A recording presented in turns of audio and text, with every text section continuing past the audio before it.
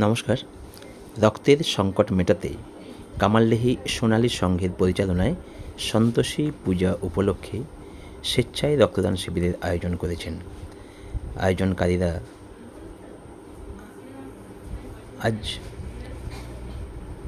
আন্তর্জাতিক মাতৃদিবসের দিন এই মহান কর্মসূচিতে উদ্যোগ নিয়েছেন। এই জন্য উদ্যোক্তাদের ধন্যবাদ জানাই। আর সহযোগিতায় রয়েছেন আমাদের ঘাটাল মহকুমা ঘাটাল ব্লাড ব্যাংক সহযোগিতায় রয়েছেন। এখন পর্যন্ত রক্তদান শিবিরে রক্তদান করেছেন 38 জন। তো উদ্যোক্তারা জানাচ্ছেন 55+ হবে এই আশা তারা রাখছেন। আবারও সোনালী সংঘের সকল সদস্যদের অসংখ্য ধন্যবাদ জানাই। এই রকম পরিস্থিতিতে এখন মহা সংকট রয়েছে রক্তের যোগানের, তাই এই সংকট মোচন করার জন্য কিছুটা হলেও তার রক্তের ঘাটতি মেটানোর জন্য এই উদ্যোগ নিয়েছেন। সন্তোষী পুজো 40তম বর্ষে পদার্পণ করেছে। তো সেই 40তম বর্ষকে মাথায় রেখেই সোনালী সংঘের সকল সদস্য উদ্যোগ নিয়েছেন। এটা নিয়ে চতুর্থবার রক্তদান শিবিরের আয়োজন করেছেন। অসংখ্য ধন্যবাদ জানাই সোনালী সংঘের সকল সদস্যদের। কামালদিহির মারাতলাতে সন্তোষী পুজো উপলক্ষে স্বেচ্ছায় রক্তদান শিবিরের আয়োজন করেছেন সোনালী সংঘের সদস্যরা। গ্রীষ্মের দাবদাহের বিশেষ করে রক্তের সংকট মেটাতে এই স্বেচ্ছায় রক্তদান শিবিরের আয়োজন করেছেন। মায়েরা অবশ্যই অনেক এগিয়ে এসেছেন, বেশিরভাগটা মায়েরাই রয়েছেন। খুব সাধুবাদ জানাই।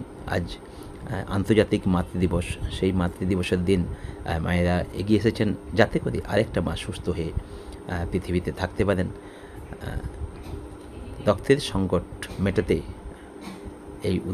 এই মহান উদ্যোগকে সাধুবাদ জানাই।